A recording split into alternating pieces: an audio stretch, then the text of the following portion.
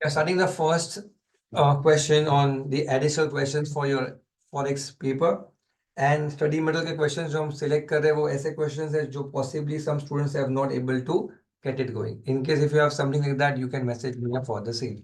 Now let's start with the question number 50 here. Drill Dip INC, a US based company, who has won a contract in India for drilling oil field. अब India में contract जीतने से होगा क्या? क्या आपको investment INR में करना है, दैट इज 500 सीआर, एंड उसके बाद आपको 740 करोड़ का रिटर्न्स मिलने वाला है in terms of INR after year 1। Now डर ये है कि दोनों चीजें आईएनआर में है और ये जो आईएनआर का जो फॉरेन एक्सचेंज फ्लक्चुएशन का यूएस को जो है, that's the question here, can they avoid it by swap? तो इन्होंने हमें अजम्पशन कुछ दिए हैं, अजम्पशन ये दिए हैं कि the rate of dollar today is 50 rupees. The rate of dollar at the end of year 1 is 54 rupees. And the loan which they will take, assuming the loan is taken to arrange 500 crores INR, that will be at 8% per annum. ये sorted है. Question ये है कि swap करने से पैसा ज़्यादा बचेगा या swap नहीं करने से बचेगा? That's the question. ठीक है, तो गवर्नमेंट ऑफ इंडिया रेडी है टू गेट अ स्वैप। तो आइए इसका आंसर समझने की कोशिश करते हैं। मान लीजिए आप 500 करोड़ रुपए जो आपको अरेंज करने हैं वो आप स्वैप करते हो इंडियन गवर्नमेंट के साथ। स्वैप करने से क्या होगा कि आपको 500 करोड़ आईएनआर खरीदना ही नहीं पड़ेगा, government will manage for you. उसके बदले आप गवर्नमेंट को क्या दोगे? Equivalent dollars. इक्विवेलेंट डॉलर्स मतलब कितने हो जाएंगे? 10 करोड़ डॉलर्स हो जाएंगे। This is the money what you will give to government directly in US and they will give you in India 500 crore. तो स्वैप, तो आपका स्वैप हो चुका है, आपको एक्सचेंज नहीं करना पड़ा। ठीक है, इसके ऊपर आपने ये जो 10 करोड़ लिए उसके लिए अजम्पशन है कि आपने लोन लिया eight the rate of 8% and the question, उसके ऊपर आपका 0.80 करोड़ का क्या जाएगा? इंटरेस्ट इन एक्सपेंस जाएगा, इंटरेस्ट एक्सपेंस। ठीक है, अब आफ्टर ईयर वन खत्म होने पे, ईयर 1 फिनिश होने पे आपको क्वेश्चन में लिखा गया है 740 करोड़ मिलेगा। कितना मिलेगा? 740 करोड़ मिलेगा। अभी जो 740 करोड़ मिल रहा है उसमें से आपकी liability in terms of swap 500 crore के आईएनआर की है, तो ये तो आपका नलीफाई हो जाएगा और आपके पास जो वो 500 करोड़ आप वहां पे छोड़ के आओगे, क्योंकि दैट इज बेसिकली थ्रू जो स्वैप अरेंजमेंट, जहां पे 500 करोड़ जो गवर्नमेंट ऑफ इंडिया ने आपके लिए अरेंज किया था, वो एलिमेंट के बेसिस के अंदर आपके पास नेट बेसिस जो आप वापस लेके जाओगे that will be how much? 240 crore.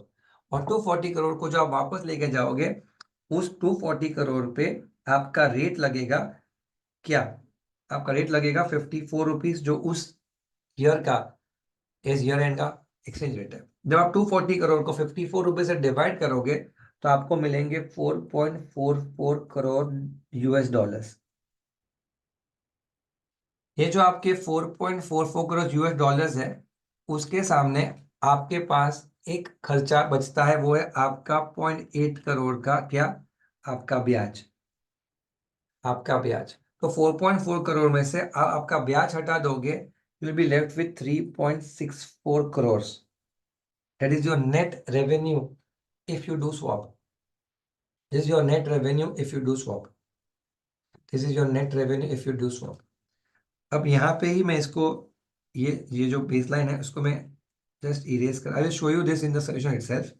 बाकी सब सोल्यूशन मैंने खुद लिख के बनाया है, बट ये वाला सोल्यूशन मैनेजेबल था तो I have not written it over. मैं आपको सोल्यूशन ऑफ आईसीआई दिखा दूंगा, वो भी सेम ही है। इसीलिए अगर स्वैप नहीं किया होता तो क्या होता?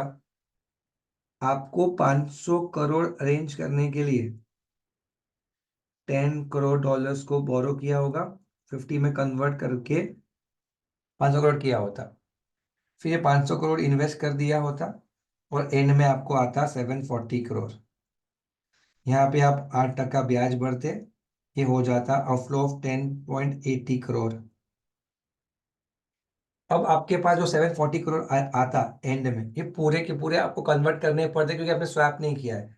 तो 740 करोड़ को आप 54 के रेट से जब डिवाइड करोगे तो आएगा 13.70। 740 crore eight the rate of 54। 1354 क्या है? अरे 54 रेट है at the end of year 1, question में दिया है। अब वो हो रहा है 13.70 करोड़, मतलब इन दिस केस 13.70 करोड़ का आपका इनफ्लो होता और 10.8 करोड़ का आपका आउटफ्लो होता। Net is 2.90, that is your net inflow. तो अब देखोगे पहले वाले में the inflow was more than this, देखो 3.64 का बढ़ा। तो कौन सा ऑप्शन बेटर था? स्वैप करना ऑप्शन बेटर था इन दिस स्टोरी। अब ये वाला पार्ट,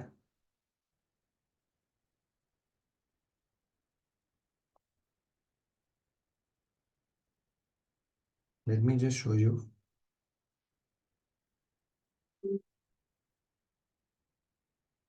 यहाँ पे देखो बच्चों, ऑलरेडी मैंने रिकॉर्ड किया था बट द ऑडियो इशू आने से वापस रिकॉर्ड करना पड़ रहा है। Is already marked for you only. अब यहाँ पे देखो, अगर स्वैप किया था, मैंने आपको आंसर 3.64 दिया। ये आपका आंसर कैसे आया? ये 4.44 करोड़, ये ना 44.44 मिलियंस है, इज इक्वल टू 4.4 करोड़। और आपका 0.8 करोड़ का क्या? इंटरेस्ट। इंटरेस्ट ये आपका आ जाता है 3.64 करोड़, या फिर 36.44 मिलियन। 4.44 कैसे आया था? तो मैं बोलता हूँ 740 करोड़ का आपको पैसा आया आईएनआर में, उसमें से 500 करोड़ तो हमें स्वैप में देना था। तो बचा हमारा 240 करोड़। 240 करोड़ जो बचा उसको डिवाइड किससे किया? 54 के रेट से।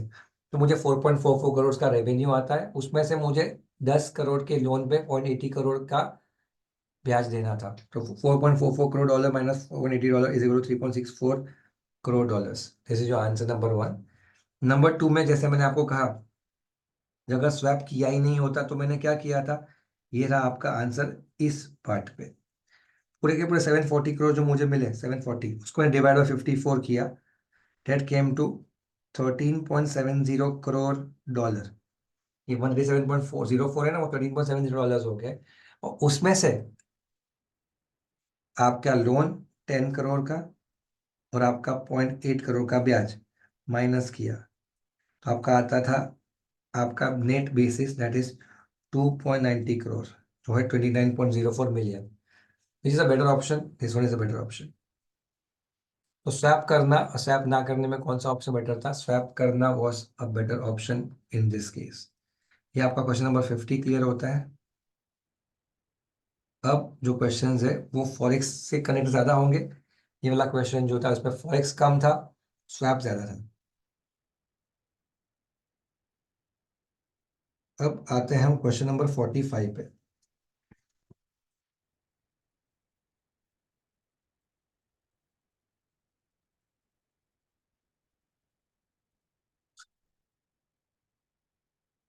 Coming to question number 45, a bank enters into forward TT covering an export bill for Swiss francs 1 lakh at 32.40 due on 25th of April and covered itself for a same delivery in the local interbank market at 32.42. However, on 25th of March, exporter sought cancellation of the contract as the tenor of the bill is changed. Calculate the cancellation charges payable by customer if exchange rate margin acquired is 0.10%.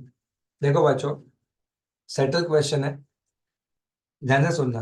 मैं delete कर देता हूँ क्योंकि मैंने already 2 बार समझा दिया। I don't know, there was some issues today on audios. देखो, एक बंदा है जिसने बैंक के साथ एंटर किया है कॉन्ट्रैक्ट, और बैंक ने फॉरवर्ड परचेज किया है। अगर बैंक ने फॉरवर्ड परचेज किया है तो बंदे का वो फॉरवर्ड सेल कॉन्ट्रैक्ट हुआ, मतलब कस्टमर जो है वो क्या माना जाएगा? एक्सपोर्टर माना जाएगा। और बैंक के साथ इंटरबैंक भी है। तो ये कहना चाह रहा है कि बैंक ने कस्टमर को फॉरवर्ड परचेज कॉन्ट्रैक्ट किया बैंक के पॉइंट ऑफ व्यू से, और कस्टमर के पॉइंट फॉरवर्ड सेल किया। क्या भाव पे किया? 32.40। और वही बैंक ने आगे जाके फॉरवर्ड परचेज कॉन्ट्रैक्ट आगे कर दिया एट 32.42। तो इसी बेसिस पे बैंक 2 पैसा कमाता, 0.02 पार्ट पे कमाता, ठीक है।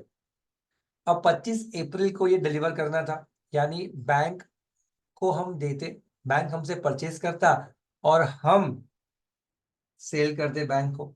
यानी एक्सपोर्टर को लगा कि मुझे 1 लाख स्विस फ्रैंक्स जो मुझे मिलने वाला था वो मुझे मिल जाता। वो 1 लाख स्विस फ्रैंक्स में 32.42 के रेट 40 के रेट पे मैं बेच देता 25 अप्रैल को।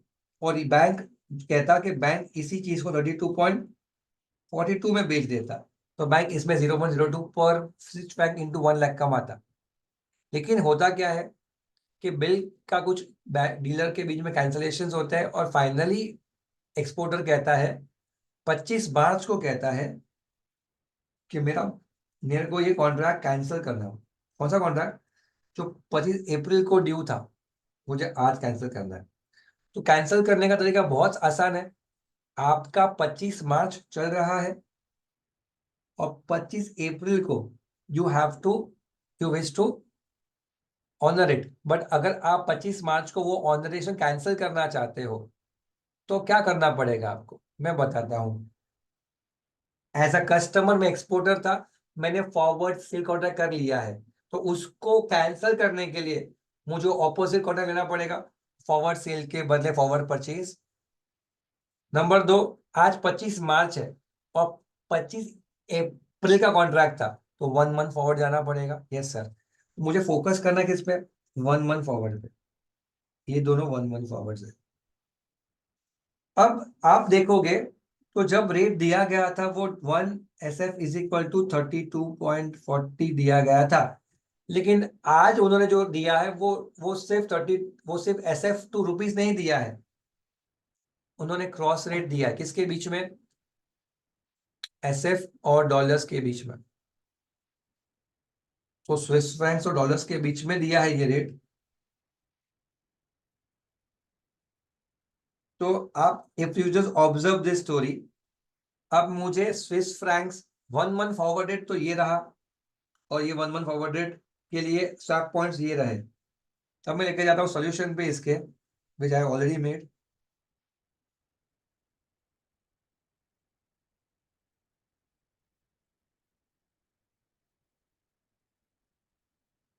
देखिए, ये आपका स्वैप वाला पार्ट, तो ठीक है। देखिए बच्चों, अभी see let's make it clear that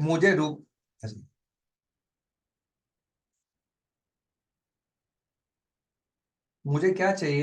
रूपी बाय SF लगेगा। क्या दिया गया है मेरे को देखो तो, SF पर डॉलर दिया गया है 1.5150 से 1.560, और डॉलर विद रुपीज दिया गया है 49.84 टू 49.846। हमने किया क्या? सिर्फ स्वैप पॉइंट्स को ऐड करके रखा है, ठीक है, वो आपको आता है।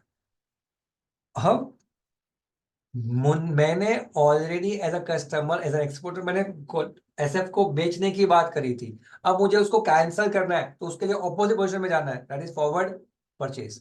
तो अगर मैं मेरा कोड बनाता हूँ रूपी बाय SF, तो आप क्या लिखते हो नॉर्मली? जो कोड अवेलेबल है वो राइट में, जो चाहिए वो लेफ्ट में। तो मुझे कौन सा चाहिए? रूपी बाय SF, लेफ्ट में लिख दिया, और राइट में जो आंसर लिख दिया जो अवेलेबल है, SF by dollar and rupee by dollar. आपको ये समझ में आ गया कि SF has to be denominator and rupee numerator. Rupee numerator में है, हाँ सर है। SF कहाँ पे है? न्यूमरेटर में। कहाँ होना चाहिए?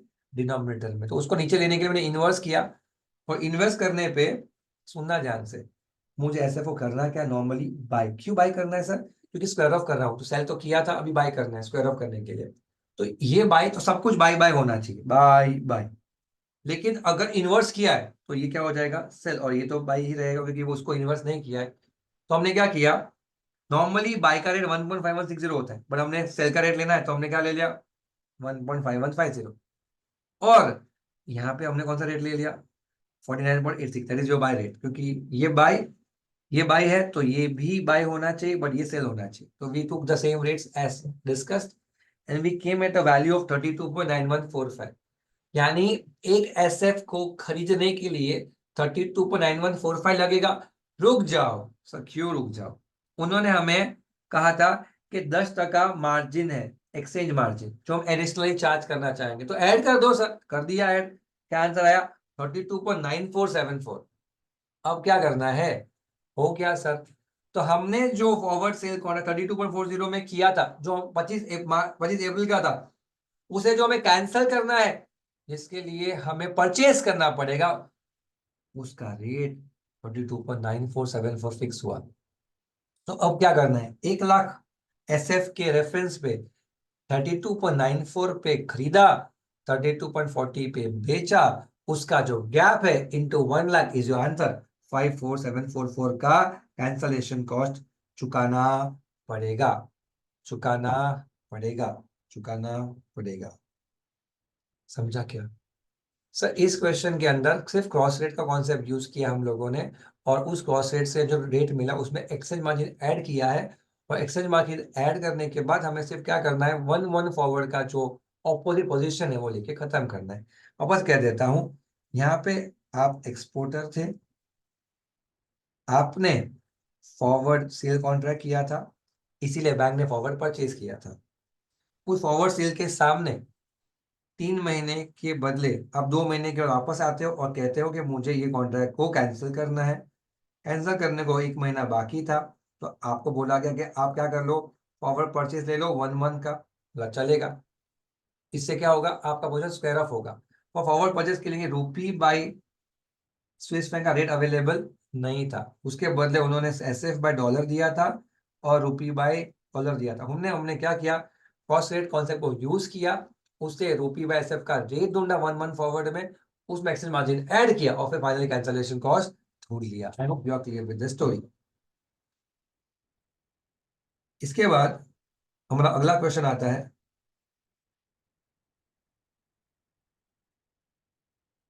44।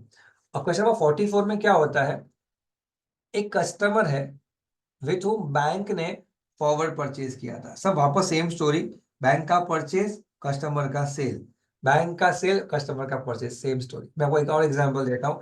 हमने गोल्ड खरीदा, समझो 60,000 के भाव पे, तो हमारा बाइंग कॉस्ट हुआ और सेलर का सेलिंग कॉस्ट हुआ, कॉस्ट तो सेम ही है ना, 60,000।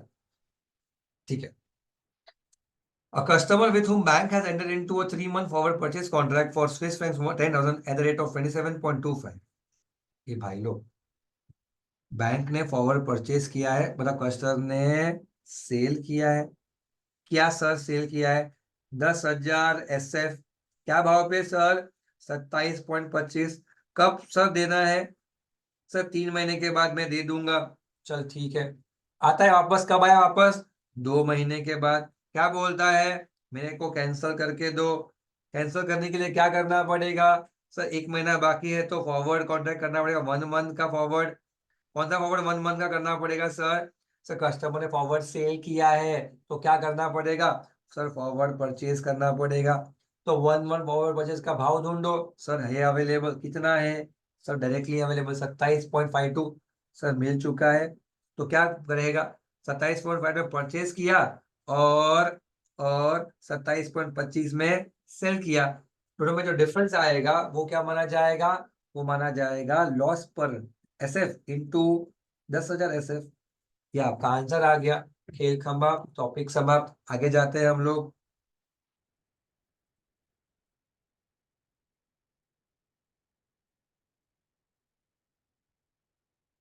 क्वेश्चन नंबर 32 की बात हुई थी। क्वेश्चन नंबर 32 में क्या सीखा सर, देखते हैं। An importer request is bank to extend the forward contract for USD $20,000। ठीक है। एक इम्पोर्टर है, बात समझ, एक इम्पोर्टर होता है, वो क्या करेगा, उसे लायबिलिटी पे करनी होती डॉलर्स में, इसलिए उसने फॉरवर्ड परचेज कॉन्ट्रैक्ट लेके बैठा। ठीक है सर, कितने का है, $20,000 का सर। क्या भाव पे लिया है उसने, सब भाव दिया है 42.32 सर। कब पे मैच्योरिटी है, 30 अक्टूबर को सर। ठीक है सर। अब उसको क्या करना है सर, वो कहता है कि मुझे 3 महीने की और एक्सटेंशन चाहिए। क्या चाहिए, एक्सटेंशन। कब मांगा उसने एक्सटेंशन, मैच्योरिटी डेट पे।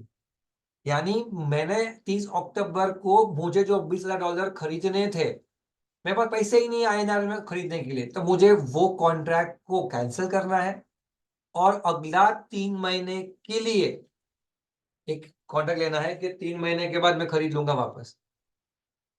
यानी cancellation of existing contract and entering into a fresh new 3 month forward contract. Sorted है सर, सॉर्टेड है। चले सर, तो अभी क्वेश्चन में क्या पूछा है? क्वेश्चन में पूछा है कि कैंसलेशन कॉस्ट कितना होगा और नया फॉरवर्ड रेट कितना होगा। एक्सटेंशन यानी cancellation and entering into new forward rate. ठीक है सर, करते हैं ना। तो देखो, इन्होंने डेटा में हमको क्या क्या दिया है सर? उन्होंने हमें स्पॉट रेट दे दिया है आज का। ठीक है, तो स्पॉट रेट को यूज करना पड़ेगा डेफिनेटली, यस। किसके लिए? स्पॉट रेट को यूज करके कैंसिल करने के लिए। आगे 3 मंथ प्रीमियम दिया है और मार्जिन मनी दिया है सर बाइंग सेलिंग का 0.075 0.20। ठीक है, तो मार्जिन मनी को यूज करेंगे और नया रेट लाएंगे कैंसिलेशन के लिए, और फिर रेट लाएंगे फॉरवर्ड परचेज के लिए। शुरू करते हैं।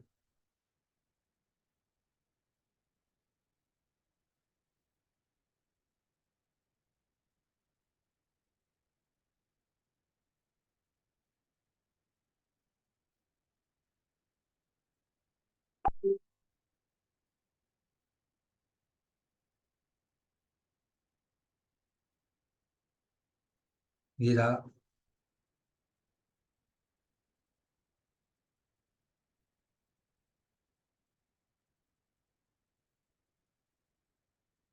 देखो बच्चों, स्पॉट में आपको रेट दिया गया है 41.5000 एंड 41.5200। अब आप क्या थे? आप एक इंपोर्टर थे, यानी आपने फॉरवर्ड परचेज कॉन्ट्रैक्ट एफपीसी किया था। उसको नलीफाई करने के लिए आपको कौन सा करना है? Forward sell contract. तो सेल का रेट कौन सा का, ये वाला या ये वाला? सर ये वाला आएगा 41.5000। सॉर्टेड।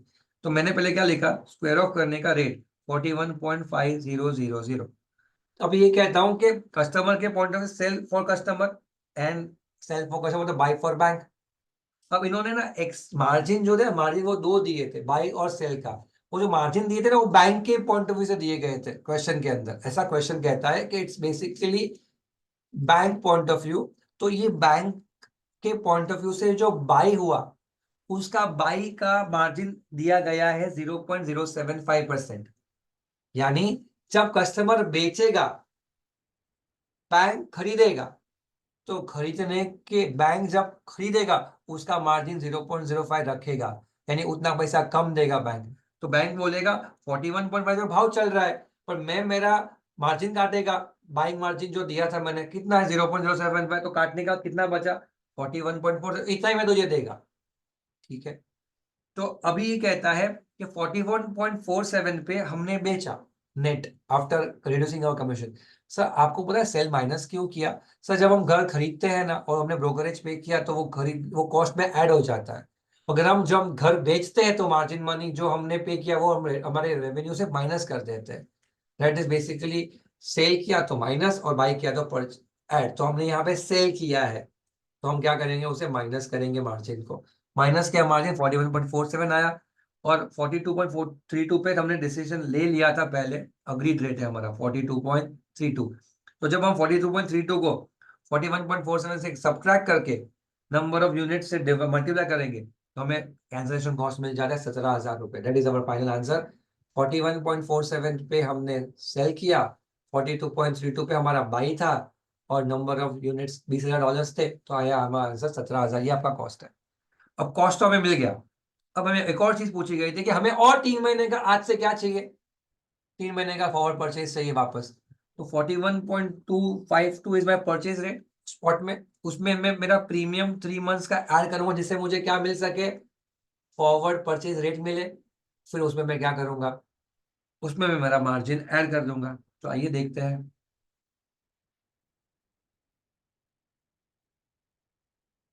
न्यू रेट कैसे आएगा हमारे पास? 41.52 मेरे पास स्पॉट रेट है। उसमें 0.93% के हिसाब से मैंने 0.3861 का क्या ऐड किया? 0.3861 का प्रीमियम ऐड किया, और मेरे मार्जिन मनी का 0.2% दैट इज 0.0858 ऐड किया। Comes to 41.99। Comes to 41.99, that is your final answer. तो आपने 41.52 plus premium plus brokerage, that is your margin money. 41.52 spot, 3 महीने का प्रीमियम, और उस 3 महीने के प्रीमियम से मुझे फ्यूचर रेट मिलेगा, और उसके ऊपर आपने क्या ऐड किया? आपका मार्जिन मनी ऐड किया। इससे हमें ये पार्ट क्लियर होता है मेरे लिए। Now going forward guys, question number 3 पे आते हैं। इक्वेशन नंबर 3 में and question number 2। Question number 3 के अंदर XYZ Limited Amsterdam wants to purchase 25 million rupees from pounds, यानी उनके पास या उनके कस्टमर के पास क्या है, पाउंड्स है। कस्टमर को क्या चाहिए, क्या उनको चाहिए रुपीस। अब यही स्टोरी पे आपको क्या दिया गया है, rupee dollar and dollar pound.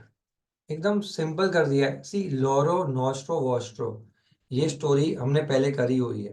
पर अगर आपको वो स्टोरी याद ना भी हो ना, फिर भी ये सब कॉन्सेप्ट्स आप डायरेक्टली सॉल्व कर सकते हो बाय ओनली वन मैकेनिज्म, के what do you have and what do you want. अगर आप यहाँ पे ध्यान दो, आपके पास पाउंड्स है, आपको चाहिए रुपीस, लेकिन पाउंड्स और रुपीस के बीच में जो कोट अवेलेबल, डायरेक्टली अवेलेबल ना होने से पाउंड को आपको बेचना है, खरीदना है dollar. Sell pound get dollar, sell dollar get rupees. I hope this is very simple now. तो ये जब आपने सोचा कि पाउंड सेल करके डॉलर, डॉलर से ये, तो आपके पास रेट्स अवेलेबल डायरेक्टली है, रुपी डॉलर पाउंड के। अब मैं जाता हूँ सोल्यूशन पे इसके, विच आई ऑलरेडी मेड इट। अब यहाँ पे आप आओगे,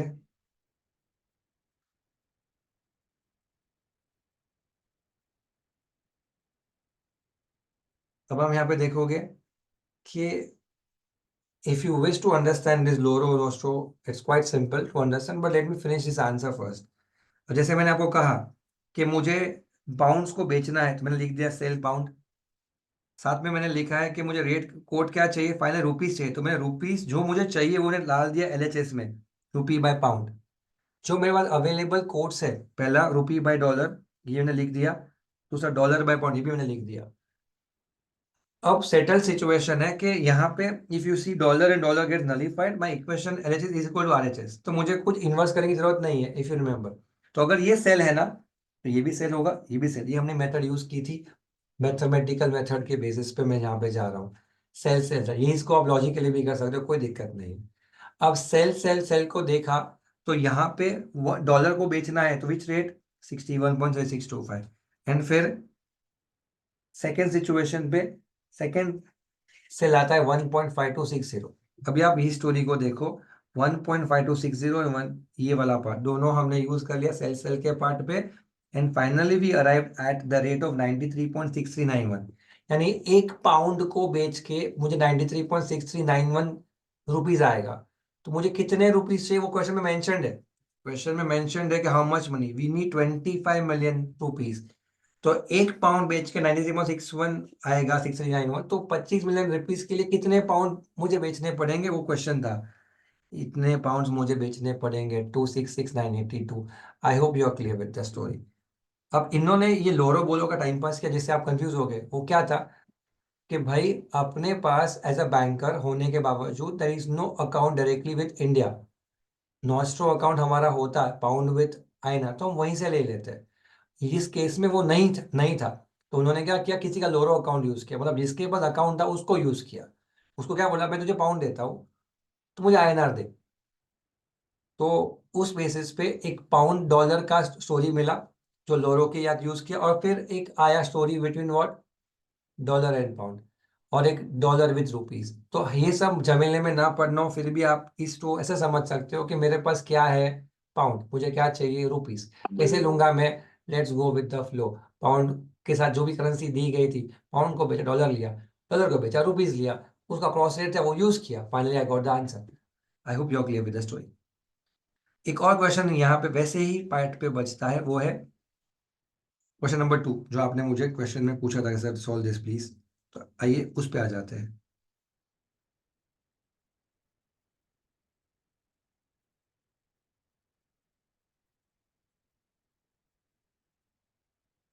अब ये ABN AMRO बैंक जो है एम्स्टर्डम का, वो उसको 25 मिलियन रुपीस चाहिए against US dollar for funding the nostro account with Canara bank new Delhi. अब वापस स्टोरी को समझने की कोशिश करो। 25 मिलियन रुपीस चाहिए, यानी आईएनआर चाहिए, और क्या है आपके पास अगेंस्ट डॉलर, मतलब डॉलर के अगेंस्ट में चाहिए। सॉर्टेल हो गया। अब उन्होंने हमें डॉलर का रेट रुपीज का दे दिया है कि डॉलर इज 51.3625/51.3700। अरे एकदम ही गाउटी आंसर। क्या करने का है? आपको परचेज करना है रुपीज, ठीक है, लेकिन कोड किसका है? डॉलर का। तो रुपीज परचेज करना है वो बराबर है, लेकिन कोड तो डॉलर का है। तो अगर रुपीज परचेज करना है अगेंस्ट डॉलर, तो डॉलर को क्या करने का है? बेचने का है। तो बेचने का रेट क्या आएगा? डॉलर का कोट है और डॉलर को बेचने का है, तो 51.3625। सेटल या नहीं? हाँ सर। तो 51.3625 मिलेंगे एक डॉलर को बेच के। ऐसा कितना डॉलर, ऐसा कितना रुपया चाहिए? 15 मिलियन चाहिए। तो 15 मिलियन डिवाइडेड बाय 51.3625 तुम्हारा आंसर है। सच बोलता हूँ, सच बोलता हूँ, झूठ लगता है। दिखाता हूँ तुमको। देखो, अब एबियन बैंक एम्स्टर्डम की है, जिसको क्या चाहिए? रुपया। उसके पास क्या है? डॉलर। डॉलर को वो क्या करेगा? बेचेगा। डॉलर का रेट क्या दिया है? 51.66 का बेचने का, और बाई करेगा 51.6700। अपने को बेचने का है, तो एक बेचने में कितना आएगा? 51.6625। ऐसा कितना पैसा बेचना पड़े, इतना डॉलर बेचना पड़ेगा 15 मिलियन रुपीस को पाने के लिए? कितना डॉलर बेचना पड़ेगा? डिवाइड किया, आंसर है 292,014। ये आपका आंसर है। Thank you so much. I see you next class. Take care.